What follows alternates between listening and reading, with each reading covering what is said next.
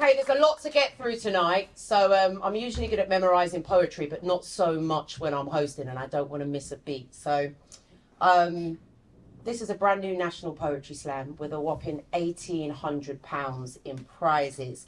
And tonight promises to be a real showcase of incredible talent and creativity. I'll be host for the night. I go by the name of Miss Yankee. I'm a poet. I'm one of the directors at Mind Over Matter CIC. So Mind Over Slammer is dedicated to elevating poetry and performance, especially in communities that have been overlooked, which is why we wanted to scour the country to find the best talent. It's brought to you by Mind Over Matter Arts CIC, a community interest company that expands the discourse on mental health through spoken word poetry, hip hop and song, and supported by Poetry Prescribed, an organisation that designs and delivers spoken word poetry workshops, including a series of free slam poetry workshops in support of Mind Over Slammer. And we can do all of this thanks to the generous support of the Arts Council, who we're really grateful for just seeing our vision and helping us bring it to life. So tonight we have our resident psychologist, Anna Sinsky, in the building. Anna, can you stand up and wave so people can see you? Make some noise for Anna. I just want to give a general trigger warning, full stop, before we start. Some of the poetry may touch on the themes that are really, really sensitive. Anna is here to offer support, primarily to our slammers, but for anyone that needs it. We know that both competition and discussing sensitive issues can be triggering. So just to ensure the well-being of our participants, we are providing everyone with an optional free 45-minute aftercare session with Anna, and she'll also be available tonight for anyone that might want to talk to her or needs immediate care or support. Now, should we talk about the rules for tonight's slam? Do you want to know what's going to actually happen on this stage?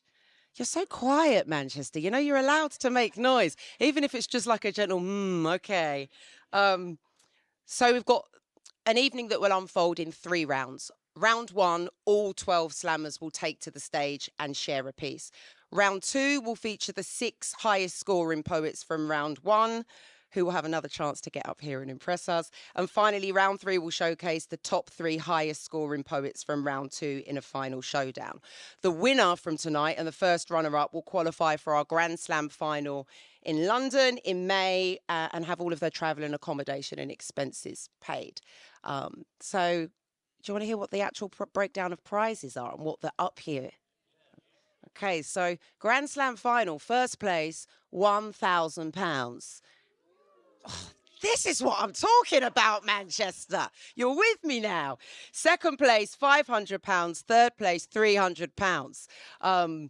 We really, really want to be able, I mean, I wanted to have a Grand Slam prize fund of £5,000, but apparently I was aiming too high. But we're going to keep going. We're going to keep building. So each poet will have a maximum of 3 minutes at the mic to perform a single poem of their own creation.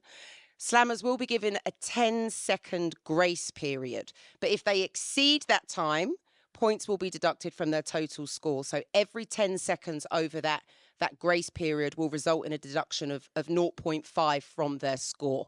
And we've seen someone be tipped just. Sometimes there's like 0.1, 0.2 in it. So please, slammers, be aware of the time that you're on the mic. The judging process, I think, is quite important to know, like how we're going to judge the poetry. I want to make it clear, first and foremost, that we won't have a set of judges holding up placards with points. I know some people like that, but I'm not for that. The focus then becomes about the points and not actually about the poetry. And I want the focus to be on the poetry for tonight. The judging criteria for our 5 judges to score against will focus on poetic language, idea and theme, tone and mood, performance, vocal strength and emotion, and fluency. So each of the 5 judges will give a score to each poet. The highest and the lowest scores will be removed. We do this just to kind of balance out any bias. And then the remaining 3 scores will be added up and the poet will score a total out of 30. These scores are then passed to our score master who'll tally them up. But please remember the emphasis here is on the magic of poetry and not the points. Yes, it is a competition, but it is about more than that. It's about the power and the beauty of poetry and artistry. And 12 slammers give it like coming up here and just giving you the performance of their lifetime. So I really want us to show support for the poets coming up. I've noticed Manchester's pretty quiet so far, and we cannot have that for our slammers. So yeah, really make them feel welcome. Let them know that we appreciate their courage and creativity.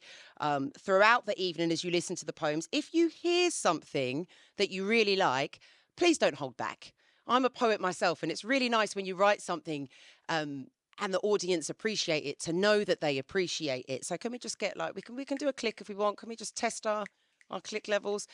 If you don't really feel like clicking, you can do kind of like a poetic as in like, I relate to that one, or any noise, but just no bloops, blaps, or gunshots. We don't want to distract the poets who are up on the stage, okay? But yeah, it takes a lot to come and share your deepest thoughts with a room full of strangers. So let them know when you hear something that you appreciate. Slammers, because of the way the stage is set up, and the fact that we really don't want any insurance payouts, what will happen is Fisky will bring you through the stage door so that you're on hand and we don't have kind of like an interruption of flow of poets. So I will call a poet to the stage, and when I call a poet to the stage, I will list another poet as on deck. On deck basically means you're next, so you don't have to sit there wondering about when you're going or if you're next. You'll know when your time on the mic is coming. I think that's it. If it's okay with you, I'm going to share a piece just to warm up the mic. Is that okay? Okay. Vig, you are on deck, and our first four slammers will come round now. Right, let me put this down. So this piece is quite new, and it's simply titled Writer's Block. Fuck writer's block. I live on writer's block. Lock, stock, and 2 smoking ballpoints. My pen is a Glock.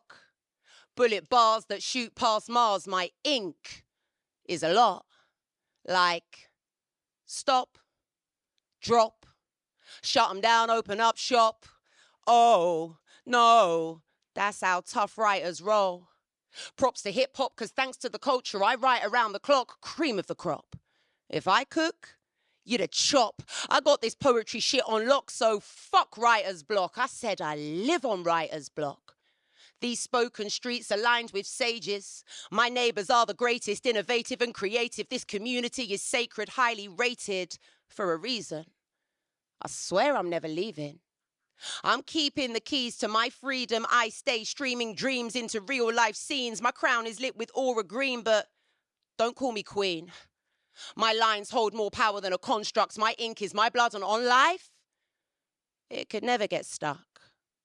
Scrawling in cursive, I stay immersed in verse, dedicated to word. I'm married to poetry, for better or worse. Best believe I put in the work, so whether or not you rate me, I know exactly what I'm worth. That's why occasionally you'll catch me moving brazenly. I never cease to amaze me. Sometimes amazing knows amazing is amazing. I stay in training daily. My gains are crazy, raising bars and dropping weights. My lane is light speed. I'm talking shooting stars and lightning, striking like it's Marvel, and I'm fighting Infinity Wars. Warrior with my craft. Rebel with a cause. My pen is a sword pulled from stone. I was a long way from home, had to dig deep past the bones to the core, had to explore the darkest of places, travel lonely roads and savage streets, pray on bended knee to my maker to forgive my mistakes and take me to a higher place. I prayed for change, asked her to show me the way back to myself. I received divine guidance whilst crying rivers into broken hopes. I was up against the ropes at the mercy of my shadow. It was hard to let pain go, but I came out smiling. I'm not lying, kin. I've laughed in the face of danger, heard ancestors whisper incantations whilst in deep meditation, questioning my place, and now my cursive translates the shape of my soul onto scrolls that one day my descendants shall hold. Truth be told, I'm in this for more than awards and applause. I'm here to open doors. Deep in my purpose, I set pace and pause my thoughts, moving poetic pathways. My DNA is loaded with tales from multiversal lines that I retell in real time. I've been the realist from time I landed before the dawn. Left after sunsets and returned on high tides. You can call me my name precedes me. Deep the meaning, Sunday born, but on this plane I came on the Sabbath. I carry the blood of both saint and savage, healer and destroyer. I've stood at the gates of heaven and hell. That's why the well in which my quill sits is so rich. I'm quick to scribe. Live or die. This life means death, and that death means life. My words are infinite. My page is the sky with no limits. My rhymes are filled with reason, no games and no gimmicks. It is what it is till it isn't. I am who I am till I'm not.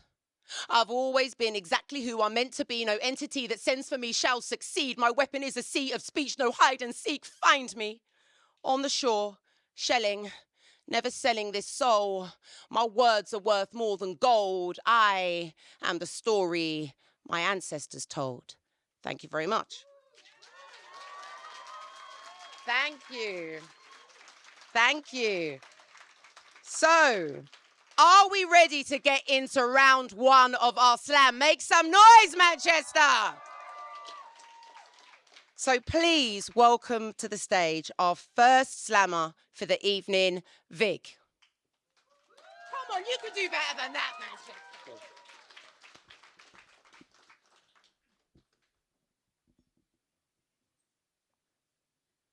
I want you to remember one thing. The one with the most often has the least. And that can be hard to believe when you look at a playboy like Reese. Now, Reese was a stand-up guy, comedian, part-time. Chameleon on days ending with a Y, a colourful weekly disguise. He was a guy that girls would text on weekends when they got bored and needed something to do. Sporty, fine, kind, smelled nice and 6'2", so they stuck to him like super glue. In school, the man them called his sightings Reese's Pieces because of the way they kit-katted around him every time he spat 2 bars. And you know they were gold because he even had the Smarties moving like cream eggs. Thinking about his curly whirly and his Maltesers.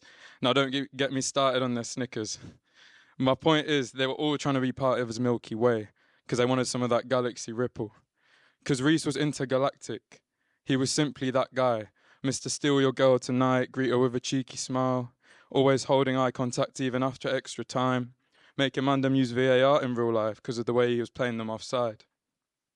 When his mates asked him, "What do you do?" he'd always reply, "I'm just myself, so just be you." Now Reese was used to dropping all these dimes of truth. He was strong, cooked good food and never missed the hoop. No one knew why it was so effortless. He left everyone confused. People stopped when he spoke and time stopped when he moved. Good friends, perfect grades, girls, wild parents soothed. Fast forward 10 years, Reese is single, but the bad kind of single, where he sees lots of people, they do the deed once and they don't want to mingle. Reese lost his virginity at 15. It was non-consensual. Hotel room, older lady, lots to drink and it was fatal. His body was the canvas and she was the perpetrator, and he didn't even realise till 2 years later. Because the man them gassed it, giving him props. He had no father figure, his pops wasn't his pops. Invalidated and unseen from a young age. A family tax with abuse and the children paid. Pop said Reese looked like something his left hand drew. All that trauma without someone to listen or approve. Of those feelings of self-worth which were discarded in the dirt, and Reese was never happy and he acted out of hurt. So there's a reason he had a lot going for him. He was chasing that approval like a dog to a bone. He became sporty because he wanted to find a home. In a team or in a girl or in a drink or in a drug, it needed some attention, some care and some hugs. Reese smiled like it was an accessory. He put it on when he saw people to impress. His expression so well dressed with a lack of self-respect. His rape negated all emotional bonds, hypersexualizing himself so he could never move on. Hurt people, so hurt people they become. And these hurt people, so the cycle then goes on. Reese was raised on survival, thus his emotions ceased. Hence look out for the ones with the most love, as they often have the least. Thank you.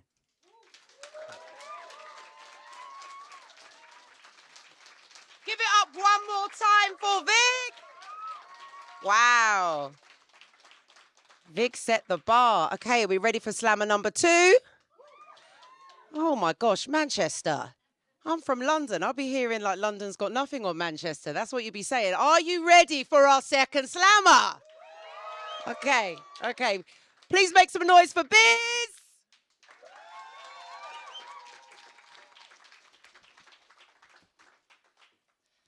Hello.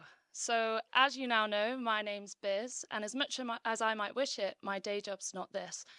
I actually pay my bills as a data analyst, which means I glean trends using statistics, collate multiple single instances to investigate relationships, and accept or reject a null hypothesis. Translation for those who don't speak mathematics, I'm paid to make educated, backed by data guesses. Not super poetic, but there's power in it. Since the rapid expansion of technification, the so-called data revolution, this kind of thing's shaping our every experience. I mean, what was the first thing you did this morning? If you're anything like me, you're straight on a screen, mindlessly scrolling through some kind of feed that's been perfectly curated based on what you've liked previously. Maybe, having faffed through 2 or 3 apps, you check Google Maps to see if your tram's on track, which you'll pay for with a contactless tap, and get Spotify to fill the gap you lack the imagination to on your commute. All the while snooped on by CCTV, so that if you're like me, within an hour of being awake, you've left a data lake in your wake, which goes beyond what bands you rate but pertains to location, knows your finances, your face. And there's power in that. Come on, we've all been had by personalised ads. I know I have. But did you hear about the girl whose shopping gave an algorithm enough information to deduct her situation? Indicative of a bun in the oven, Target's targeted ads let her dad know it was coming. He knew before she's even consulted Clearblue. It's true. We're so oblivious to the power we have, just going about our day-to-days, training systems to be creeps, or in the case of Kent Police, inherently bad. They've been using this tech called Predpol, which tells them where to find the next criminal. By clustering existing convictions, its systems make predictions which are said to be 10 times more efficient than random patrols. And since it's not based in social divisions, they said its fairness is a given, but the police's fairness isn't. They consistently arrested those they thought suspicious, which is a very good proxy for not white or privileged, meaning the data training the system is systematically racist. And guess what? As the tech got more of these so-called crimes convicted, it reinforced its logic and became more of a bigot. Because without a conscience, algorithms don't question patterns. Without regulation, they just proliferate oppression. Now that is power in action. And we're handing over the reins. These days, so much of our lives are automated. We've delegated task after task to computational processes. More efficient than us, machines maximize profit. But the question is, who's profiting off it? Because I'll be honest, I haven't a clue what goes on in these algorithmic black boxes. And I'm an analyst. I'm salaried to know it. But I do know this. If something is free, chances are you're the commodity. So manage your cookies. Declare your preferences. That data lake you've made, it's yours. Take back some power and choose what it's for. Thank you.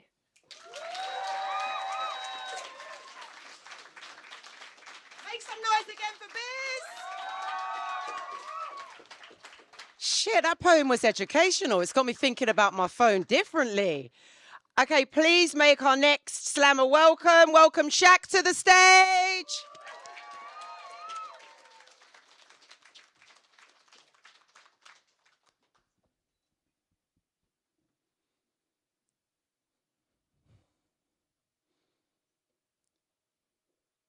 These golden pavements, each brick, slab and engravement is a reminder of what you meant to this country. So it's funny.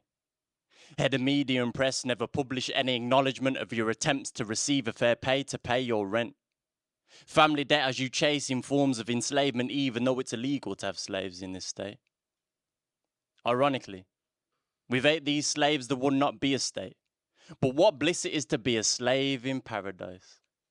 I look around mesmerised by the pretty patterns that govern the money spent on merchandise. Every monument is a statement to monetize the suffering of others at the cost of entertaining ourselves. As we stay amused, we just can't help ourselves but to amuse more, to overindulge and gorge on the body shed before, with no thoughts towards what causes the slaves to work from night till dawn. I love it here. It's hard to admit, but I rather admire the trick of a light-wage slip, allowing my wage to be spent at the brink of an extinction. Depression. The manipulation is hell-bent. That's where 99% of us will be sent as we indirectly participate in the suffering of others. Every day, Somebody's paying for us to play, love and sleep safe, or even prepaid, bearing thoughts towards the forefathers that were strained, fought and died for our human rights in a country unsatisfied until it was built. Now it's just another prison for the sons of those that built it, believing that they're honouring by living for those that never lived, unknowingly gambling chips of heritage. And when I stop to look at my cards upon the 27 rounds that I've lived, I finally realised that the house always wins. Thank you.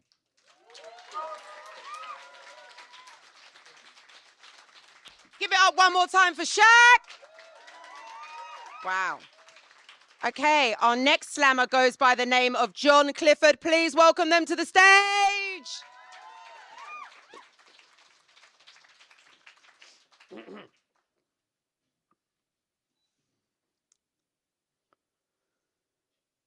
This year, I'm aspiring to treasure my time. Because how many here can say that you give yourselves the quality of pauses you deserve in your days? We live in an economy of attention, where every second strikes a pneumatic drill. Notification staccato drumming under our thumbs. It is boring into our ears and our eyes. These earwormy jingles and images brightly designed for the sale. Boatloads of Moby Dick-driven advertisers trawling the seas for us, their white whales, and I'm not in favour of industrial fishing. It gets overwhelming, man. Does anyone else ever feel like a snow globe that is too often shaken, never left a second to settle? Yes, these pauses, they're underrated. If we take too few, we run the risk the ones we love will not see you. Just a body vacant in front of them, always disassociating. If you shake a snow globe too much, it can crack. Nobody wants those flakes to spill when we are yearning for a spring these days. I am still thinking about my dad, because he left us in the summer, but in my mind's eye, he is still mixing flour and yeast, throwing clouds down on the counter and conjuring loaves from our oven that you could take a knife to and cut actual slices of heaven from. And you can keep all your New Islington Venoiserie sourdough starter, because I've never eaten anything that I crave more than the taste of that memory. Yeah, Dad understood. Good things can come with time, and if I get those pauses right, I can feast on them. So I am aspiring to be here, to be present for people. Because honestly, I barely ever meet a person where I do not sense some disconnect. And where I find that link is forging, I often break it by feeling overly, brightly, delightful, going hammer and tongs on that excitement. I can be intense and I can be childish, and I'm sorry if so far I've not been. With you, I will try to be better, to be more than fair weather. Because my resolution to this is that all that we have is each other, all my fellow broken snow globes. Let's bring them blizzards in mid-June. Because I wish that I could tell you someone will come to fix us soon, but until we take those pauses for the hairline cracks to heal, friends, we will be feeling empty and blue long before our winters come. We need the time.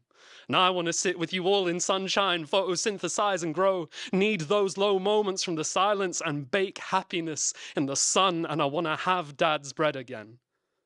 So bad. But in his absence, I will make my own.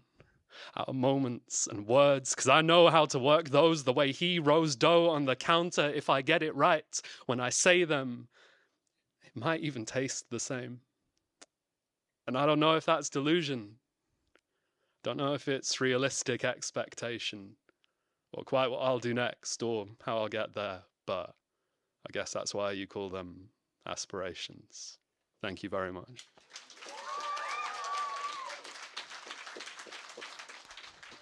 Make some noise for John Clifford. Wow. I love an extended metaphor in a poem. Okay, so on deck, we have the hip hop hippie, but coming to the stage now, we have Claire Beard-Duras. Please make them feel welcome.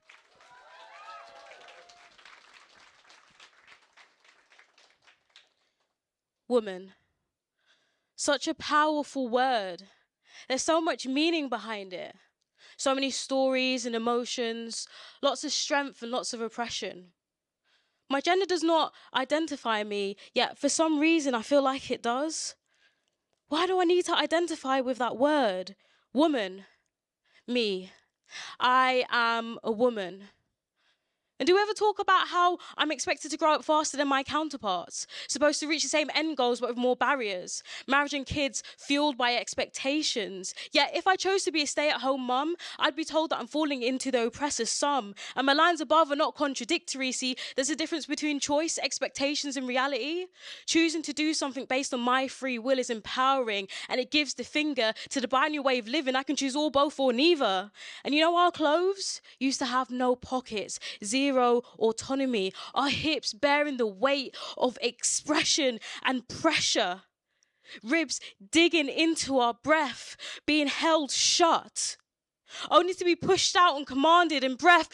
Woman, me, I am a woman who endures so much pain by going on contraception because my choice is either that or abstain, and it's female mutilation disguised as good, treating and medicating teens without thinking about adulthood. If I got pregnant, still abortions aren't legal everywhere, but for some reason those rapists and baby daddies won't even have to fucking care. Woman, me, I am a woman. Sex positivity is an excuse for being a slut. Well, no, see, you're wrong. And once again, we get judged. Sorry, I'm not uncomfortable in my own skin and I can show my body off without feeling like a sin. You know, if we all woke up tomorrow loving our bodies unconditionally, I can see it now, all those companies going bankrupt uncontrollably. They profit off an ethos created by their own patriarchal insecurities projecting screens to home. But what about queerness? Where do I fit in all of this? What if I'm a queen who wears a crown and holds the hand of another? Heteronormativity treated like aristocracy. Yeah, that's the real fucking slander.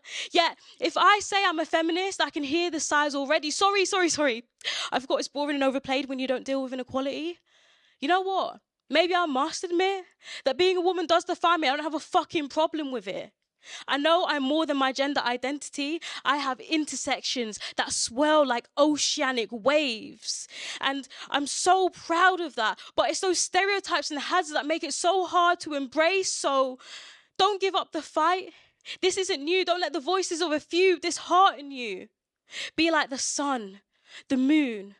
Acknowledge or not, still they rise. Taken as they are, we will be taken as we are. Women, making strides and new ways, making choices for ourselves because we are women and we have pride. Thank you. Give it up one more time for Claire. Okay, let me make sure I place this mic stand back in the right place because I don't want to get on the wrong side of fury. Is this good? Okay, are you ready for some more poetry? Okay, so on deck we have Ricky Frost, but coming to the stage now is the hip hop hippie. Make them feel welcome.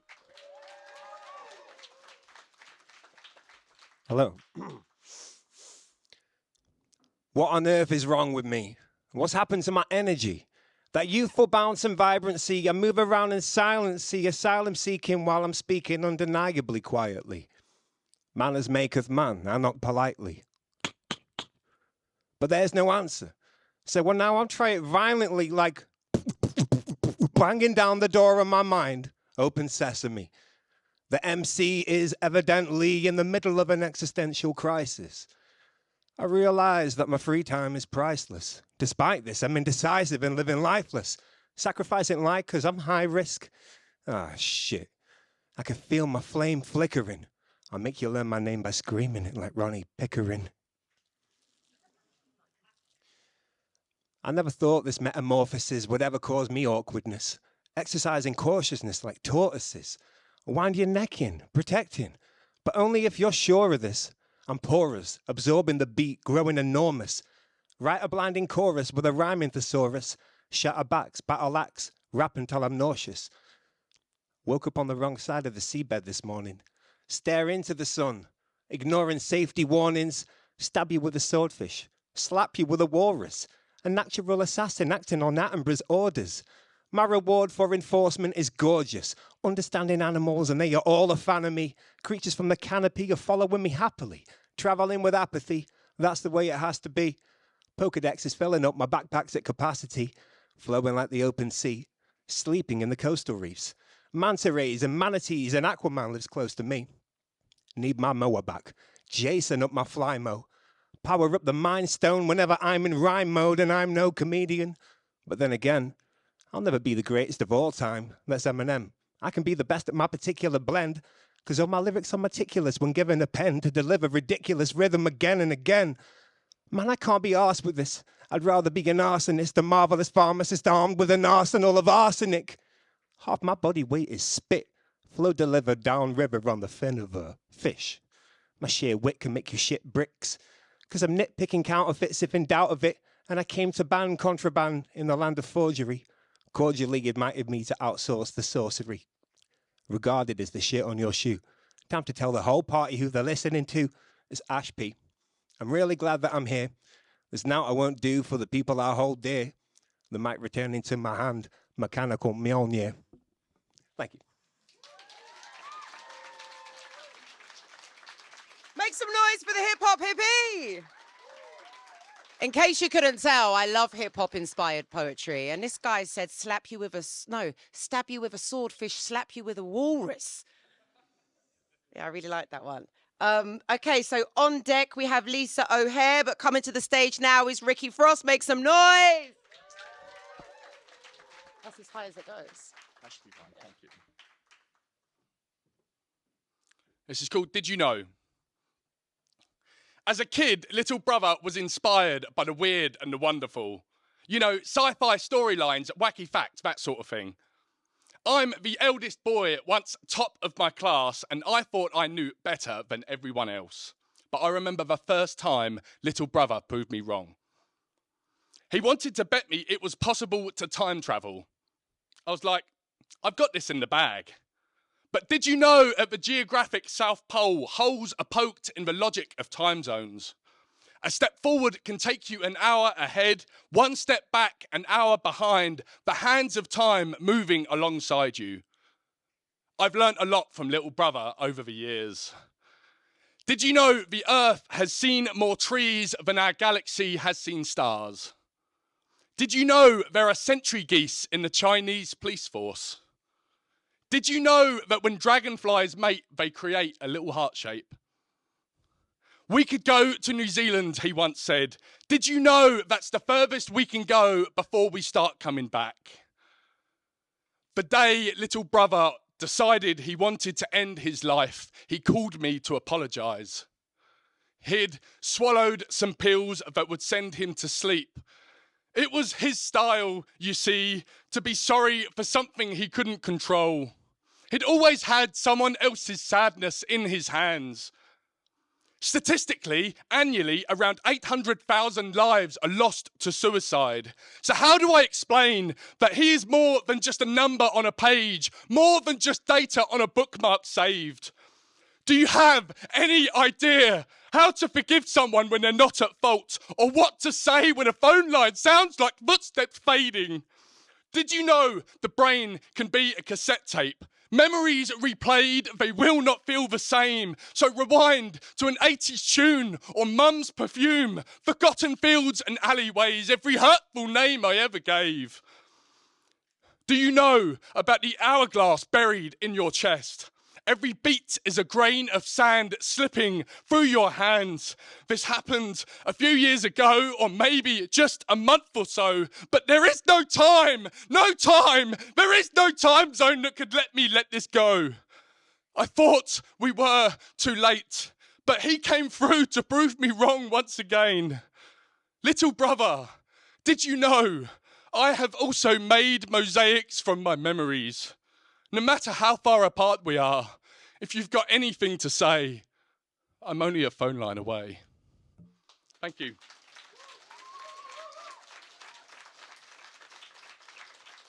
Wow, that was emotional. Give it up again for Ricky Frost. Okay, so before I bring the next slammer on, I just want to double check. Do we have a slammer by the name of Shanji Kunda in the house? Wonderful. Just wanted to double check because we didn't know you were here. If you could make your way here, you are on deck. So please welcome to the stage in the meantime, Lisa O'Hare.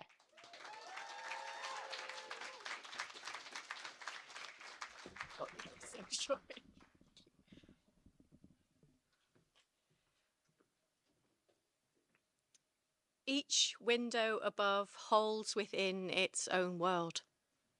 Lives unfurl behind each one. Behind one window, a story has just begun. Across the road, 5 floors up, what's done is done. They've moved on up.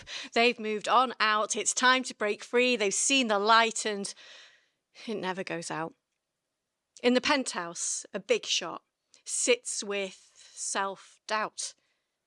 But in the studio, miles below, a kid rules nothing out. A head that whirls with ambition as tall as that tower that they live in. Across the road in an office block is a deal being done by a dad who misses the first words of his son.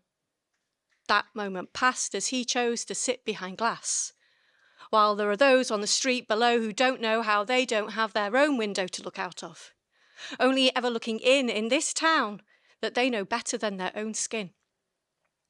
As smells drift down from a meal being cooked by a group of friends who don't know that one of them is writing a book that could change the world, even if it is only theirs. Up a few more flights of stairs is a tourist, tick-tocking, a big shopping spree. YOLO, you know, what will Airbnb? Next door, staying just to catch up with TV. One window stands out in this sea of light, shutters down after a fight on a night out gone wrong, head still sore. He's said it before, but this time he means it. This is the time he'll finally quit. Across the town there are students singing, ignoring that their phones are ringing as they laugh at texts from regrettable exes as they get ready to go out and burn candles at both ends, while a friend in a different halls is just burning incense, trying to make sense of it all. Behind more than one window sits grief, heavy with the reality that even the fullest of life is too brief. Behind each window sits within a world that will stop. There is no top, just levels, and all we'll get to leave behind is a bunch of stories, and those ever-growing stories. Thank you.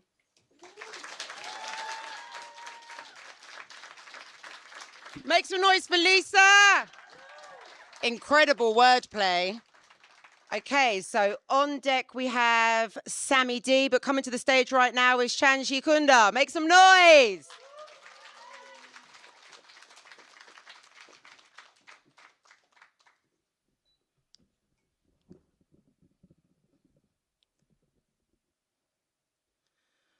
My inbox is full and I've had it up to here.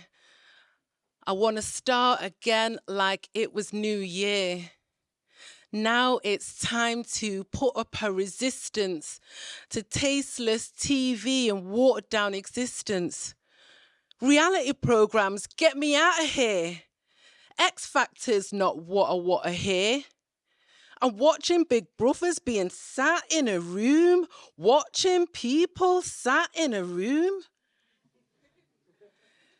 Internet chat rooms view online while the outside world just pass you by. Conditioned into living virtual lives.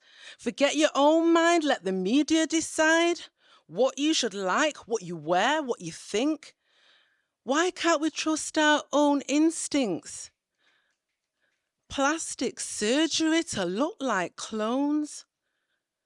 What about the courage to stand alone?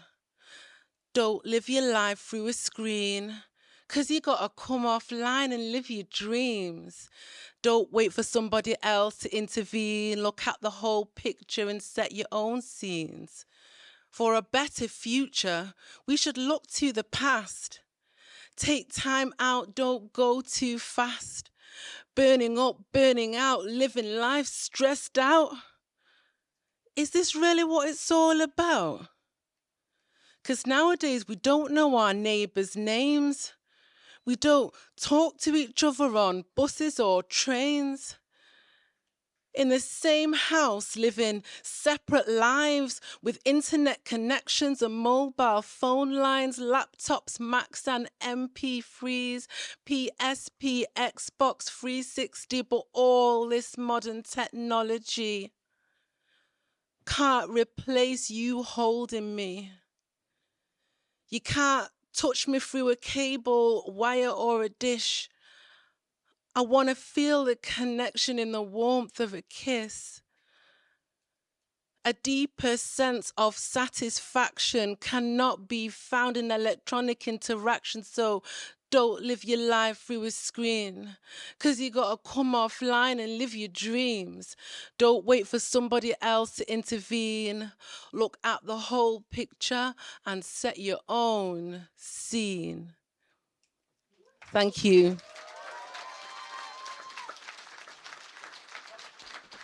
Give it up one more time for Changing. Wow. Okay, so we've got 3 more slammers left in round 1. We have flown through. On deck is Lou, but please welcome to the stage now Sammy D.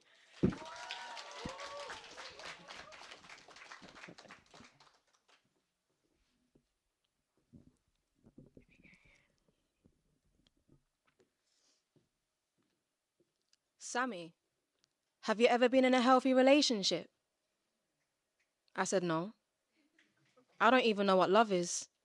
When I was 9, I was shown what lust is. He laid me down because I wanted to play Tekken, and it was really techie. Because he was meant to be my cousin. I said, I don't like it, it hurts. Became a validation to get spat on. Easy to dispose me when he was done. I can't tell you if I was scared, sore or numb. A kaleidoscope of shapes wrapped around my neurons as I was trying to make sense of the red specks in my knickers. Then I turned 11. I started to miss Mosque because of my lady problems. His eyes even beamed, they even twinkled. He bit my chest sometimes, flung me down on his bed to see how well I developed, fondled down my pants when his son was in the room. If you say anything, I'll tell your dad, and you'll never see him again. So I guess I had no choice to freeze. And so his gameplay restarted. Again and again and again. Tactical chunder, I wish I could smash my face in the mirror. Mum thought I was pregnant, she couldn't see the bulimia. I've been attracting familiar spirits. This divinely created image became a home burgled by dark rulers and gods of disdain. Mummy issues and abandoned children, unhealed, unforgiven of the women that they hate. Samara, you're pretty and smart. You're a looker with a nice ass. Clothes draped on my skin like fresh new bed sheets. Foolishly, I let them come and see parts of me. They wanted to grope, lift up my shirt. What do you mean? I just want to see. Have a sneak peek of what tricks they could pull for a treat. Left to pick up the pieces, my fault for freezing. Said no so many times to turn a blind ear. It was just so easy. You see, being pretty has been pretty problematic. In fact, it's been very fucking traumatic. Only pretty enough for a bit of a boner and a fun and intimacy. Gaining my trust was just a tactic to try and bed me. You know this is going to bring us closer, right? What do you mean? Don't get dressed. Let's do 69. We're taking adult baby steps. They never had the intention to get to know me. Because if they really looked into me, I don't think they would make the right space to hold me.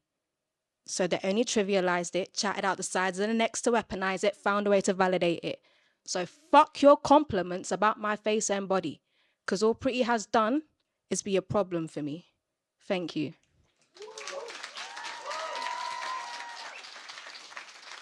Show some love for Sammy.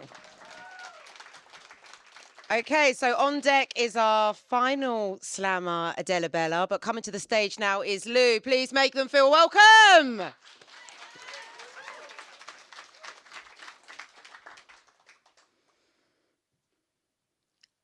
I do not choose peace. When people call for peace in our time, I laugh. I know sheep when I see them. This system will eat you alive. You can keep your blinded positivity. It won't keep the beast from using your bones to pick between its teeth. Won't keep your kids from the profit machine, from the fates that are out for you and for me. Black and brown and poor mortar, the sand and water, cementing the bricks between civilizations, and we're supposed to be grateful. Seek equal at best and not think to be vengeful. I want reparations. I don't want to heal. I want to hurl rocks at God. Crack open skyscrapers, unspool the insides, suck marrow from stars, chew sinew of moon. I have no interest in being good. The moral high ground is airless. Why lung starve when we could rip out the earth's integrity? What's a country without its roots? I want them to know we are watching. When you manufacture scarcity, we are watching. When you cut corners, starve school kids, sack doctors, we're watching. When you coat our food in pesticides, fund foreign genocide, put homophobic cops at pride, no right to roam the countryside, make dignity a luxury, the liberty to exist in peace a privilege, we are watching. Watching and waiting and sharpening pitchforks. The land you own will not keep you. The things you own will come to keep you. I want to watch the walls come down. I want to see it fall. Tear lining paper with my teeth, chew plasterboard. A house under my fingernails, termite-like.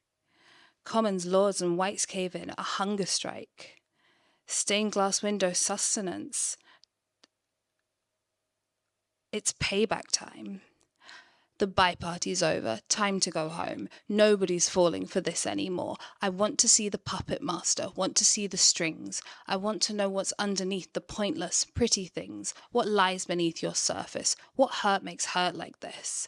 What was starved within you? I'll learn as I chew through you. The many are too hungry not to eat the few. Thanks. Make some noise for Lou! Are you ready for our final slammer of round one? Please give it up for Adela Bella. Manchester, come on, it's our final slammer. Look at me.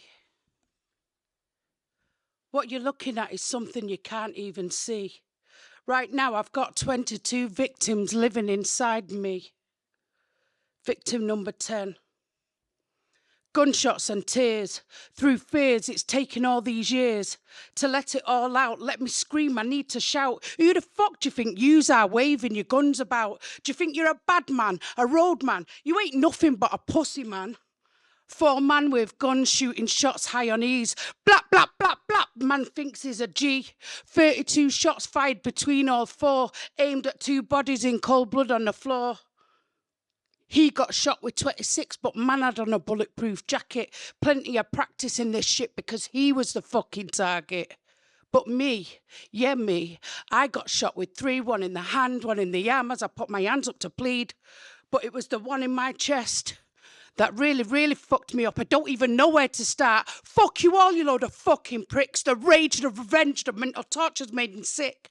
I've tried hanging, popping pills. I've even been on life support. I even gassed myself in the car because I didn't want to fucking be here anymore. I wished all 4 of you would have fucking finished me off. Excuse me, I need to clear my throat.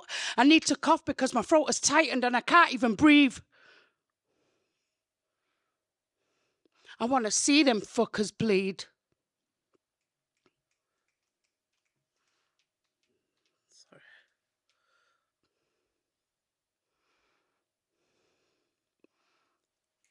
You would say, what will that accomplish in the long run? Why should I care? They took away the sun, the sparkle of life, the happy delight of living carefree and dancing till daylight. Surely that was my human right. But brap, brap, brap, you've ruined my life, now tainted with attempted murder. I live with the fears, the tears, the ringing in my ears, the smoke, the blood. All because some boys with guns trying to be bad in the hood.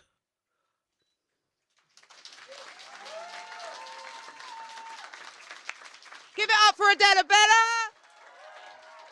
Make some noise for all 12 of our first round slammers. That was incredible, Manchester. It's actually a real honour to be able to sit down and listen to people's innermost thoughts and feelings. So yeah, I'm really grateful that you're here as an audience, but I'm so grateful for the slammers coming up here and sharing such a diverse range of incredible poetry. Judges, I feel sorry for you. I know this one's going to be tough. We're going to take a 10-15 minute break. So we're going to take a 10-15 minute break. Dotted around the venue, you will see some QR codes. And these QR codes take you to our feedback forms, which are really important. We want the Arts Council to keep giving us money so we can run free workshops and we can do this slam every year. And part of that is being able to give feedback to them, first and foremost. And secondly, part of that is us learning what works for you, what doesn't work for you, what you enjoy, what you don't, so that as we grow this slam, we can really grow it as something for the community and for the poets. And the only way we can do that is to know what you really think. So yeah, take 10, 15, get a drink, use the bathroom, enjoy the music, and we will see you back soon. Okay, so I need kind of like a bit of a drum roll as I read these slammers out. It was incredibly close, decimal points in it. But our round 2 slammers are Lou, Sammy D, Ricky Frost, the Hip Hop Hippie, John Clifford, and Biz. Make some noise for our round 2 slammers. So Lou, Sammy D, and Ricky Frost, if you could make your way to the stage door to get ready, that would be great. So I'm going to try something with this round, and if you guys don't support me in it, it really is not going to look good on camera afterwards. So it requires a little bit of audience participation. So what I'm actually going to do with this round is after each poet has gone, I'm going to come back to the stage, and before I call the next poet up, I'm going to ask for you guys to just express in one word how that poem made you feel. So maybe 3 or 4 of you. They could be like positive emotions, inspired, moved. It could be more abstract stuff, fire, goosebumps, or anything. Keep it positive and keep it clean though, guys. But I think that's a really nice way for the poets to kind of immediately know how they've impacted their audience. So can we work with that? Can you do that? Brilliant. Don't make me start picking you out like a school teacher when it happens. I'm going to ask for a few words and just fling them at me. So what we're going to do, just to warm the mic up, Fisky, our director and CEO, is actually a poet and a rapper as well. So I'm going to get, yeah. He started Mind Over Matter. He said to me the other day, we've known each other for 7 years soon. That means we're going to be in each other's lives forever. Which is good and bad, depending on how you look at it. But yeah, it's a blessing to be able to work with him. And he started Mind Over Matter. It was just supposed to be one event to keep him sober. And that event had such a strong impact on the people that came, the poets and the audience, that it was like, when's the next? And nearly 7 years later, here we are running a national slam and providing a platform for people to continue to come and share and express. So please make some noise for Fisky.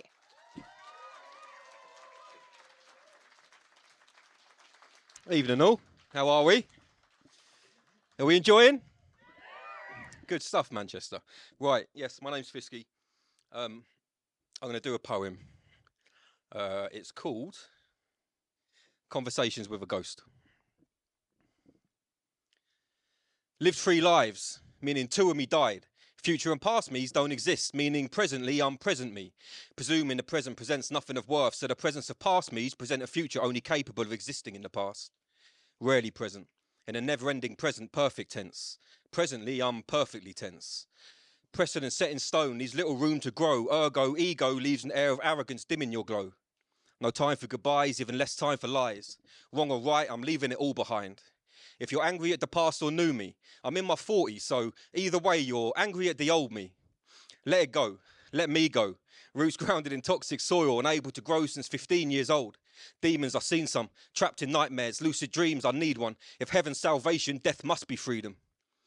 There has to be a heaven. From my content you'll tell, I've seen the contents of hell. Rather be here than relive those years. I'm content as hell. When I write, I feel everything except tense. Defend myself from myself, past, present, future, but no acceptance.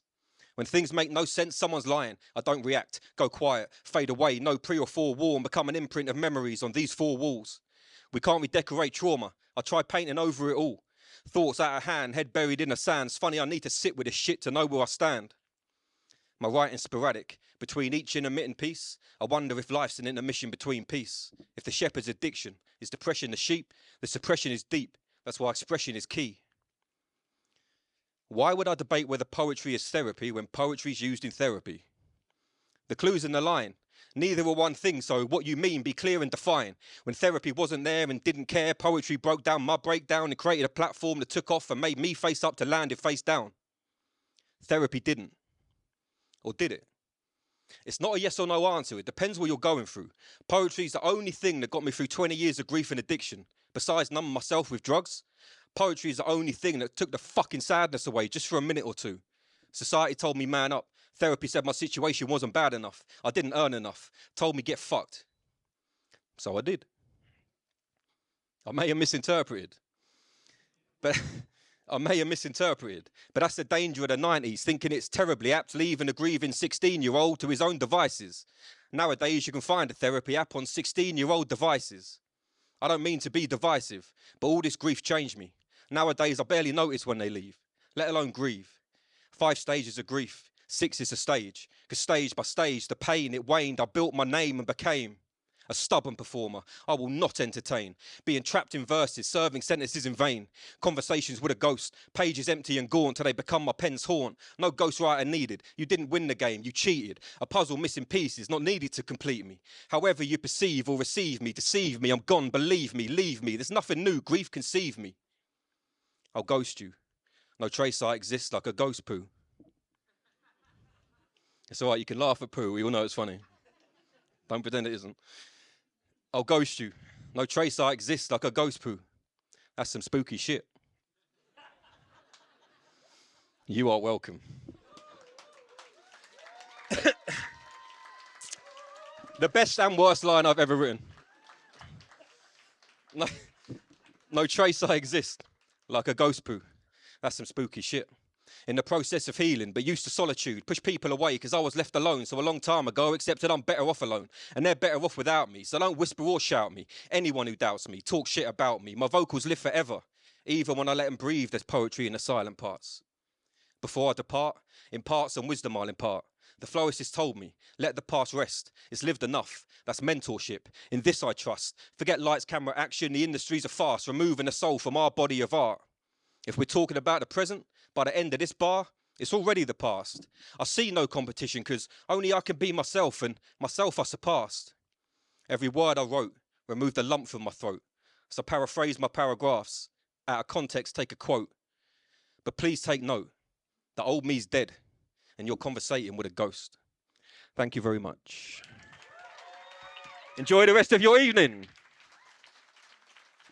Okay, I need some words. 1-word reactions for Fisky's poem. Epic. Strong. Poo.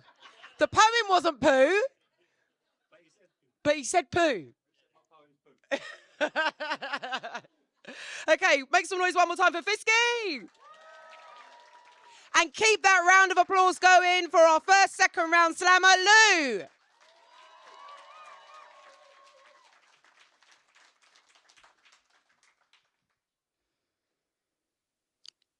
If love is a language, I can't claim to be fluent.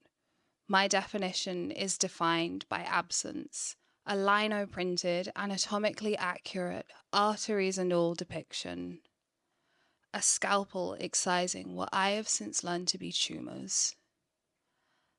But this is what I do know. Love is not ornamental. Not a clipped-wing bird to sit on the mantle, enamelled cage, resting empty. Show your friends how it sits in your hand. No tether necessary.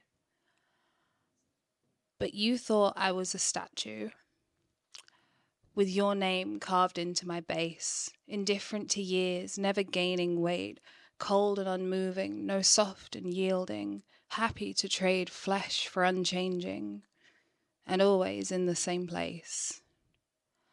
Or you thought I was a painting, a domesticated, canvas-caged snapshot of best side, and silent, and frozen, and framed, never wrinkled or greyed, varnished and stretched across a grid to profile on public display.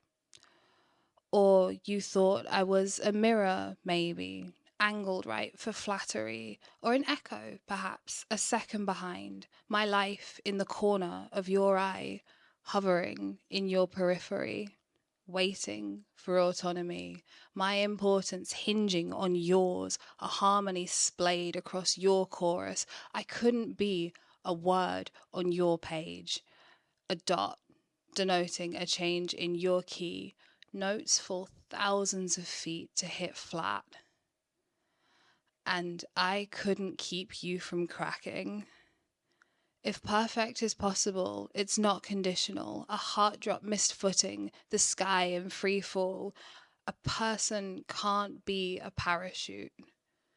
And you couldn't love me, chords and all. But you thought I was the moon, didn't you? Never my own source of light. Close enough to feel ownership, contextualized by your planet. Too far to hear me ask why. Waxing and waning in accordance with your orbits. Darling, I am the sky. Thanks.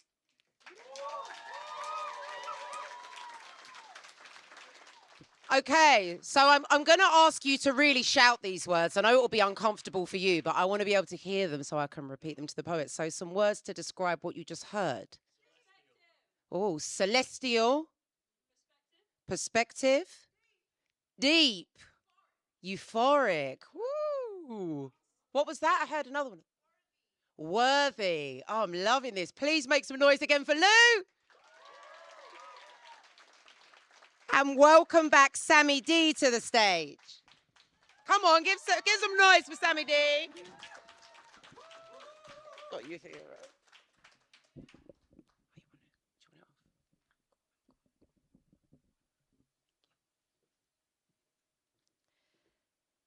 They got you wanting all their attention.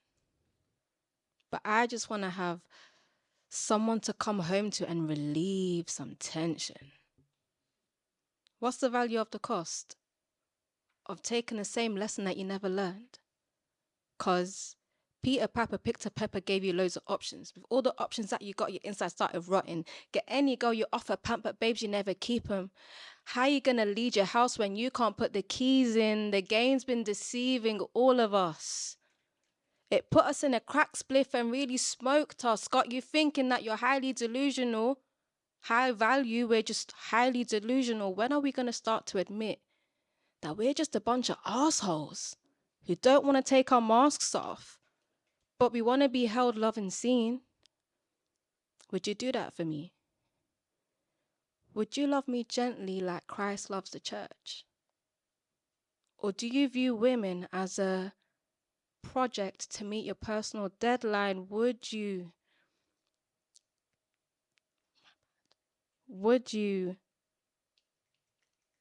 make space for me? Would you hold me gently and look into my eyes and see that I want you to be my safe space and gently hold me? I want to put your head in my lap so that you can tell me about your day. And I'll hold your heart and safely keep it. I don't want to be another taste or a test drive. I want to be an informed choice you make for life. Again and again and again, through thick and thin, through the blood, sweat and tears, the insecurities and anxieties. I want to be with you through it all. And nah, I don't mean that Krishan and that blue face mess. I want you to be my best friend. Spin the block when someone tries our kids, because we ain't letting no one lay a finger on our tribe. Tag team while we battle our kids to sleep. Will you be down for me? That's all, King. With love from your helpmeet. Thank you.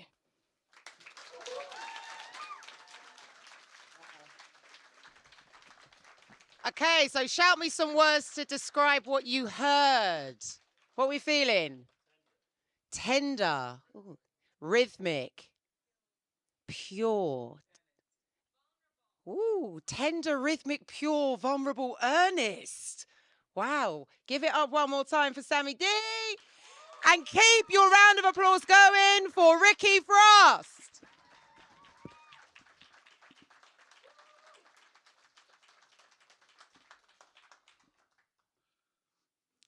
This is called Whiskey Speaking. Yesterday was a haze of a club we claim to hate. We followed the crowd, now we're round a table in your backyard. Maybe it's the whiskey speaking or us trying to fit in by doing stupid things, but now you're asking, hey bro, this persona was supposed to be a party throne, but when is the party over? It's now past 2 a.m. We've been running tongues. You say we were once young. You were someone that drank for fun. You never used to drink on a weeknight, but now you're just a weeknight, barely holding down the fort, because now you drink to forget. You didn't want to descend, but didn't want to depend on your friends and ended up lending your bed to girls that you'd only just met. Just another bridge to burn. Just another clockwise turn. Wait, you say. You never meant to vent. You never meant to say those things you said. You know you shouldn't show your emotions, so you offer a toast and down the hatchet goes. I interject. I say, there's no need to feel ashamed because mental health is not a phase. You say we are made from an age of miracles and mistakes. You can self-medicate your worst days. You say you can do this on your own, but I know the toughest iron will still corrode and the strongest stone will still erode. And I think of the smallest mistakes and how they turn into earthquakes. I think about the promise of a newborn son and wonder if it weighs the same as the untrained handshake, for our hands can harbour the hurt we don't exert. As men, we contain our rage like a flurried rain, like a flood of kissing fists. We build our walls tall and try to take them down with cotton wool wrecking balls. Boys will be boys, they say, but we were told we'd need grenades hidden in our veins, but we should be ready to start a war before the battle breaks out, to be proud of the fallout. Proud to be a man, because they say, to be a man we should be brand new, we should be emotionally see-through. But I know there's no difference between pink and blue. There is strength in you, but there is a little weakness too. These fragile little moments are the glue that keep us all whole. It shouldn't take a night of drinking to acknowledge if we're sinking. So bro, you can talk quickly or you can talk slowly. Keep quiet if you want to, but please speak if you need to.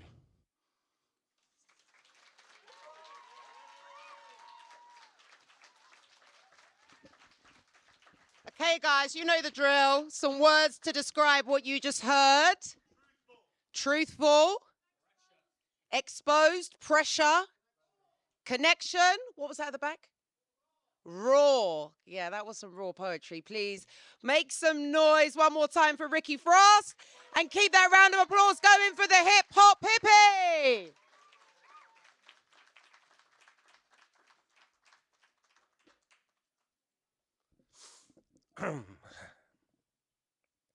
Striking while the iron and my dinner's hot.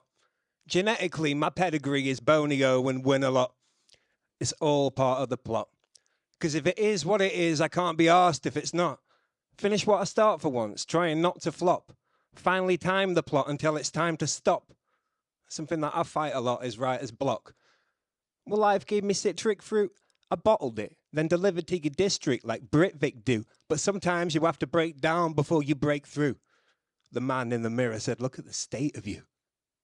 Thinking of the quicksand I've waded through but made it through. I need to find oasis, but not the band or flavoured juice. And my profession is to redirect depression. Reading my reflection means I need an extra lesson I can hang with the best of them. On the sidelines, writing rhymes while I'm walking. The hip-hop pedestrian. Extraterrestrial specimen. Pessimistic sentiments are prevented from entering in. Negativity never pierces the exoskeleton. Experiments in merriment, intelligent inheritance. I'm a genuine gentleman. But I'm blessed with the stage presence of a motherfucking veteran. And I'm a happy-go-lucky, hacky-sack-kicking, rap-spitting, transmitting witticisms with lyricism. Flitting round Britain like a little pigeon. Surviving on crumbs, trying to make a living. I can't afford to give in. Refuse to give up. Even when I'm feeling broken and coming unstuck, because at the highest possible pressure the lightning struck. Ashes to ashes, I must combust. Develop intelligent tactics. Tongues back from the blacksmiths. I slash shit. Yeah, my tactics are tip-top. Got top tips for sharpening. Strike while the iron's hot. Feel my words hardening. I'm inside instead of harvesting the gardening. I'm not playing no more. My thoughts are darkening. I have a heavy heart who hammers hard against my ribs. Bench pressing anything I clench in my fist. French in the kiss, intense with the lips, then drenched in the stench of a milligan spliffs. I'm qualified to rock a mic. I cannot drive, I ride a bike. Kissed 1,000 microphones and still not found the one I like. I hitchhike to town and eat mics for breakfast. Rappers try and siphon my lungs, you're left breathless. I'm underground like an earthworm. Other rappers cannot stand me because I make the dirt churn. You're a product of a rotten egg and the worst sperm. So I settle like a resident, evil, heaven sent, pedal to the metal, meddle with the devil's medicine. I'm one with every animal and every single element. Remember everything like a malevolent elephant. Hole in a polo, you can't even fill them in. Damaging your filament, dangerous, diligent, filling in and killing with a rhythm like I'm Dillinger. Hell and back, heaven sent, why am I hesitant? My breath could turn Bambi to venison. I'm meddling in Edison and peddling ahead of Edison and even Tennyson. I'm venomous and menacing, effeminate, eminent, and an elemental gentleman. Thank you.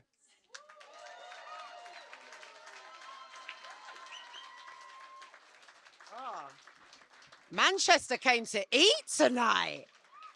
Okay, some words for what you just heard.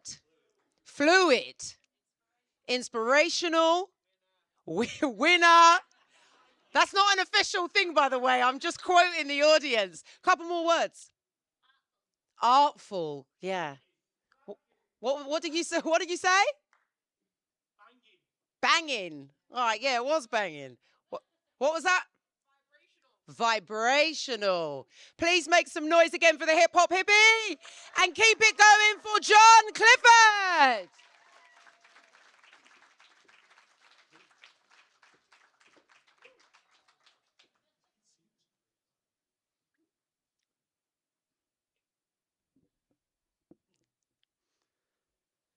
This is for anyone forced to undergo a transformation, because there is joy on the other side.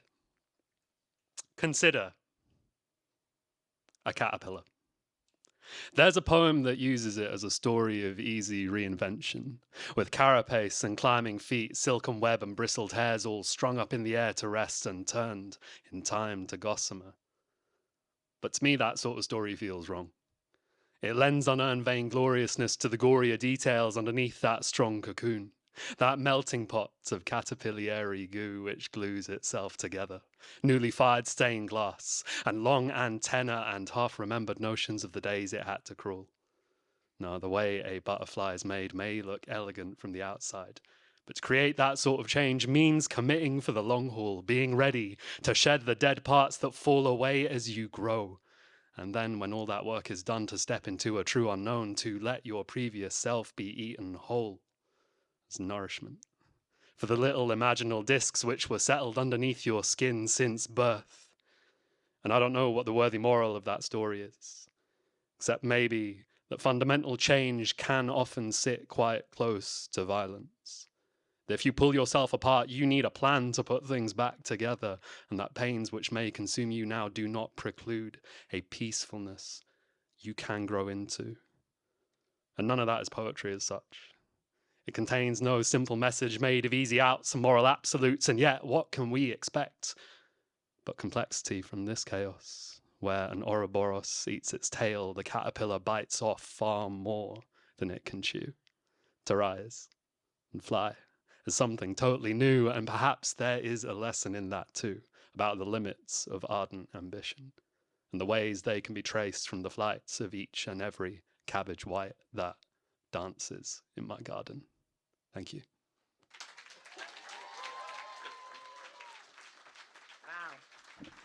Okay, give me some words to describe what you heard. Refreshing, relatable, colourful, metaphoric. Give me one more. Epic, beautiful, epically beautiful. Give it up one more time for John Clifford and welcome our final slammer to the stage, Biz. That's all right for you. Do you think the pigeons in Islington look down on the ones from Piccadilly Gardens who, hardened by the concrete plot, scoff on sick and haven't got a full set of toes? Or am I pigeonholing the avian Islingtonians as obnoxious new Mancunians, tarring them all with the same brush, branding them homogeneously posh because they nest in the M4 postcode? Surely, though, you've noticed how the pigeons are different.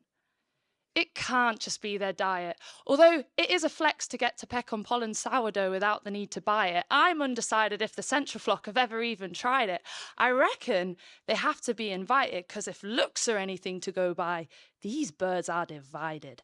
They might all fly in the same sky, but there are no flights of fancy over Great Ancoat Street, which seems to me to be the boundary of squab society, delineating the downtrodden and often trodden on from the urban bird elite. But who decided which kit got what bits of the city? Well, a little bird told me that our footless friends of Piccadilly were deemed too ugly by UAE investors when they furtively funded council plans for the new Islington development. Deemed a feathered deterrent to the intended creative class of resident, the pigeons were ousted by the council at some oil baron's insistence. Swathes of evictions sparked out of season migration for families of pigeons who'd been at the marina for generations. The unjust relocation to Piccadillic pastures new made palatable by the title urban regeneration, when really it was a means to displace them, to make room for the Columbidy bourgeoisie and their disposable income. And this all happened at a rate so rapid that the new neighbourhood is less organic than the bread served at the fledgling cafes. Fast-paced change has created a piecemeal place with a space allocated to make the most money. Rubbing a separatist underbelly, the urban design focused on the few, not the many.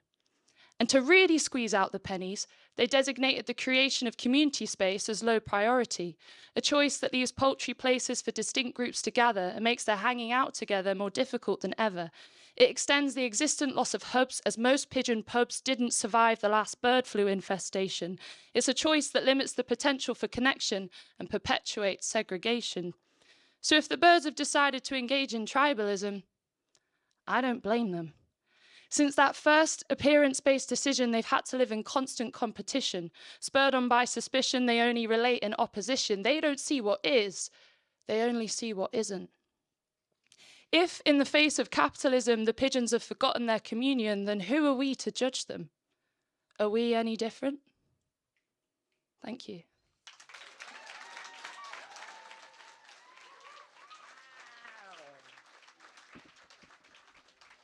Okay, some words to describe what you just heard.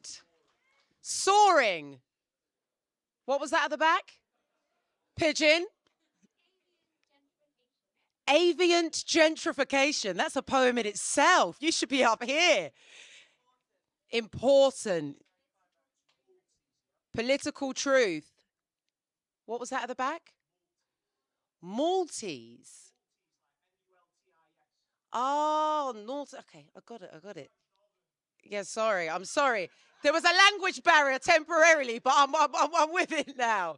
Please make some noise again for Biz and all of our slammers from round two. Lou, Sammy D, Ricky Frost, the hip hop hippie, John Clifford, and once again, Biz. So, are you ready for a very special headline set? Can I have some quiet at the back, please? You can talk, but just do it in a gentle whisper. Okay, so it's time to introduce our headliner for tonight, the one and only Harry Baker.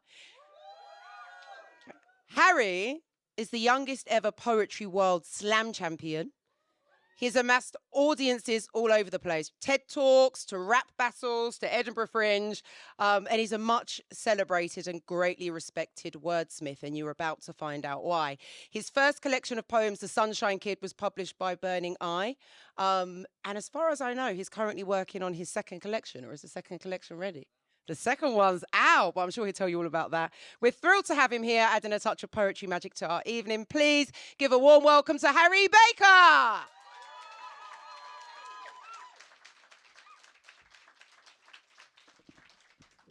Thank you so much. Everyone all right? Very happy to be here. Loving all of the slammers. So I'm just going to get on with my poems. This first one is about wellies. I love wellies. That is a statement of fact. Footwear designed for making a splash. No need for showing off status or cash, no laces or faff, just I like big boots and I cannot lie, these babies got back. On first glance, as basic as paying your tax, yet that's still more outrageous than Bezos can hack. They are sensible, functional, playful and fab. Put them up against tennis shoes, it's game, set and match. They just do what they do. They're not concerned with self-importance. All soul and no tongue. The opposite of Piers Morgan. They are built for the outdoors. The opposite of Piers Morgan. They're not about to fall apart at any given moment. From farmers through to festivals, so grand is their appeal, the only footwear guaranteed to be outstanding in its field. Veteran shoemakers may disagree. I think it's worth a mention. It's just a load of old cobblers, so pay them no attention. You could be winging it or wanging it, the welly is the one. If you've got booties on your footies, chances are you're having fun, because any welly-based activity is celebrating life. You don't want wellies to a funeral, though I might ask you to for mine. They are a statement piece. That statement is, I don't want soggy feet. And beyond that, they can be anything that you want them to be. So to my godson, who's got some all covered in dinosaurs, or my niece who underneath her knees has nothing but unicorns. As you grow older and the world begins to open up to you, you might expect that it's reflected in your choice of welly boot. Well, for the ladies who are maybe looking for a fun design, I have seen bumblebees or daisies or some multicolored stripes. And for the fellas, if you want to make your mark upon the scene, the options are a fetching black or an incredibly dark green. Because what could be more masculine than blending in with dirt? Like, if you don't see me, you might not see I'm filled with pain and hurt. And if you don't conform to gender norms or simply try ignore them, if you're anything above size 6, you're destined to be boring. Because if they're just going to get muddy, what is the point of even trying? Why have dreams when just like us, they're only going to end up dying? If you never dip your toe in, there is no concern with drying. Who needs waterproofs if you can simply stop yourself from crying? I mean, God forbid that one might have a form of self-expression. Why not blend in instead with 1 in 8 that have depression? Why be happy when you could be a statistic or a lesson? Why do anything ever if it starts to make you question? If we protect ourselves from all those risky things emotions do, it can be easy to forget that joy is an emotion too. And so is grief, and so is heartbreak, so is happiness and rage, with this whole spectrum that we miss out on if we don't engage. And I am angry. And I've tried very hard to hold it in. And I am lonely. And I've tried very hard to hold it in, and I am tired. And I've tried very hard to hold it in. But we are not wellies made with an impermeable skin. You see, it did not do me good. Stood in a field of deepest green. When it's a basic human need to simply feel like you've been seen. And so even if this world insists it's safer to be duller, I would rather take the risk and live life playfully in color. Sure enough. Last Christmas morning, wrapped up underneath the tree, a pair of size 10 welly boots as bright and yellow as can be. They bring a whole new meaning to saving up for a rainy day, because if the skies are grey, I'll be walking on sunshine either way. And when it's messy and it's muddy and I don't know where to begin, I'd still rather be out in the rain than trying to rein it in. And if I ever go on Dragon's Den, this poem is my pitch. But until then, next time you'll see me as I'm climbing out that ditch.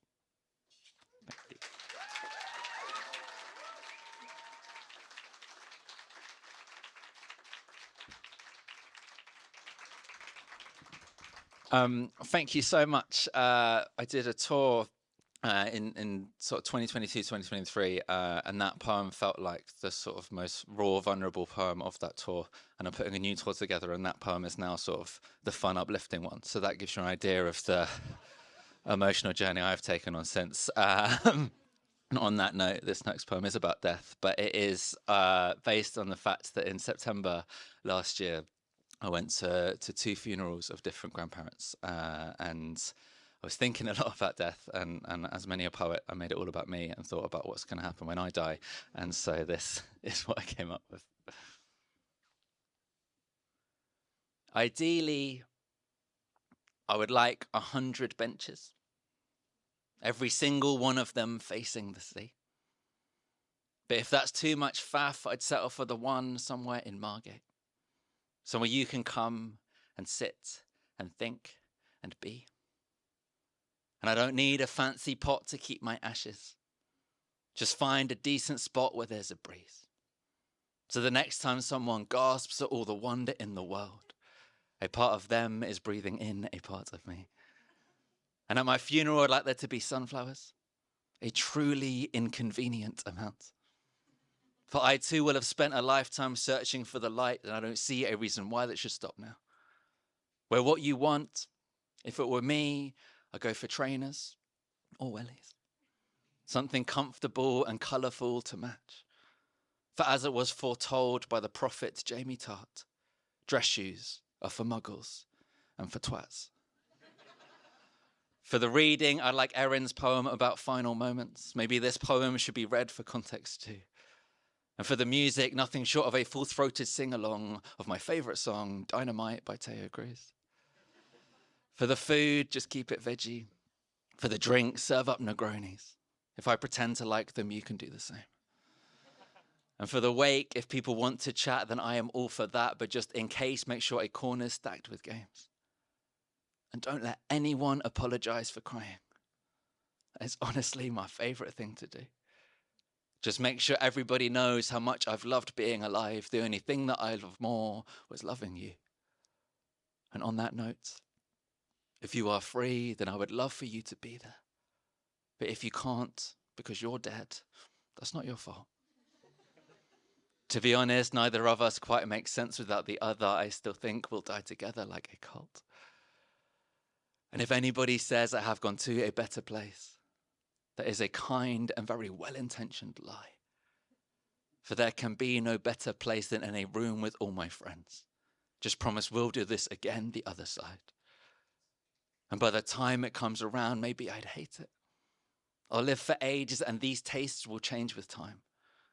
But one thing that I know that I will always find amazing is what a thing it is to live a life. P.S. Let's also do this loads before we die.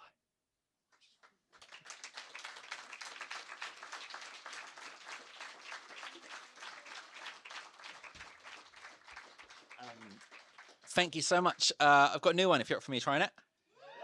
Wonderful news. It was my anniversary last week and I wrote this and I've not performed it to more than one person. And so I thought, what better opportunity to do that than at a sort of National Slam heat that's being filmed and put on the internet. So I looked it up. I've been married for 6 years and apparently that it means sugar is the anniversary. So in that note, I've written a poem that is so sweet that it's probably bad for you. Your love is old t-shirts and songs I know the words to. As soon as I am with you, I feel safe. You help me try to be the greatest version of myself. I plan to spend this lifetime doing just the same. It's like the floor is lava, how you set my soul on fire. You are sourdough and canal boat, you're all I need and more. Like my reusable water bottle, I am lost without you. Like sticky toffee pudding, you are delicious and warm.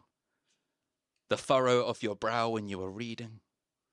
The nuzzle of your nose into my neck. The way your eyes light up when you eat chocolate. Everything about you is the best. You are my favorite place to cry. You are my favorite place to nap. Our love is a supply teacher. It can take many forms. You're very understanding when I dribble on your lap. Like sticky toffee pudding, you are warm. When I curl up in a ball and cannot function, you somehow know exactly what to do. When all I see is disaster at every junction, you always find a way to pull me through. Like sunflowers at funerals, you brighten up my mornings. Just like the letter Y, I want to end each day with you. Despite the fact you flinch when I am driving, I'm pretty sure deep down you trust me too. And now everything's about to change forever. But then again, everything always is.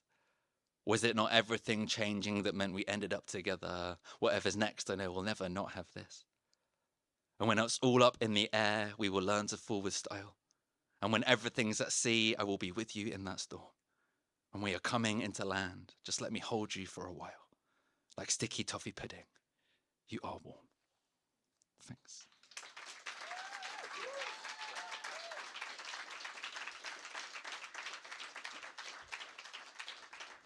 Okay, and then this poem is a list of outtakes that I didn't feel I could put in the last poem, but I am secretly proud of, but not proud of enough to put in a poem without giving a heavy caveat that they are outtakes. I'm excited for this mainly because I don't think I will ever perform this part again, but that is ultimately up to how you respond to it. Your ass is like Joe Biden. He just refuses to quit. You know what I mean? It's a different tone. Like when Starmer looks at Corbyn, I'm scared of being left by you. Sometimes this love can be unbearable, like you when you are tired. Like a holy sleep in church, you are the thing that gets me through. Like my medically diagnosed fat ankles. By this point, I cannot picture life without you. Like a rugby player's existential crisis, I'm not sure I even want to try. Like a rock climbing enthusiast, you help me to feel bolder.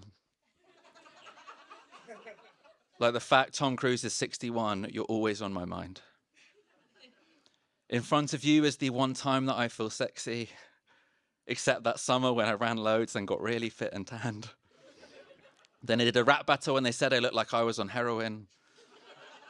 And yet somehow you still managed to pull it back. And when a well-meaning Australian dentist slid into my Instagram DMs and said she's enjoying the videos, but on closer inspection is worried I might have gum disease, you even made me feel good after that. The murmur as you start to fall asleep mid-conversation, or that I know you have dropped off because you don't laugh at my jokes. The fact that right now you are thinking that can't be the explanation, because when you are awake, you also don't laugh at my jokes. When you don't know what you want or who you are or what to do, I know exactly what I want, and that's to spend my days with you. And I know this poem will not be your favourite. That honour is reserved for Bond James Bond. You may well think these lofty heights will never be eclipsed. Here's to a lifetime trying to prove you wrong. Cheers.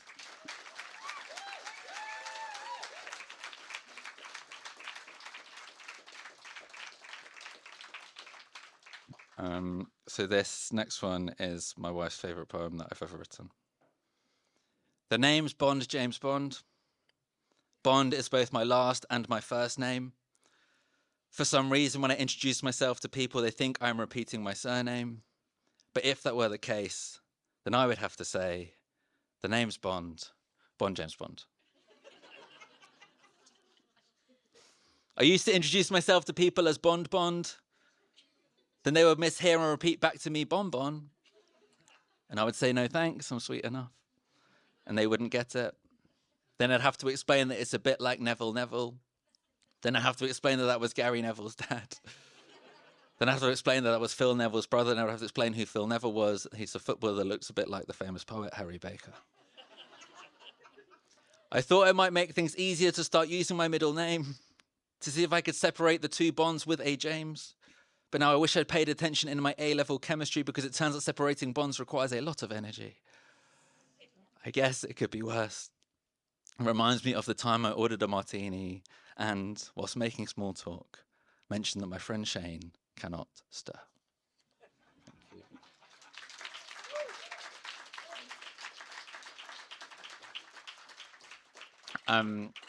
Thank you so much. I've got one more poem I'd love to finish on. I have got some books with me. They're at the back. They've got other poems as well as the James Bond one, just in case that's not your favourite. And the book is called Unashamed, and it's named after this poem. But I just want to say a massive thanks to the team for putting this on, for having me. Can we give a massive round of applause for the organisers?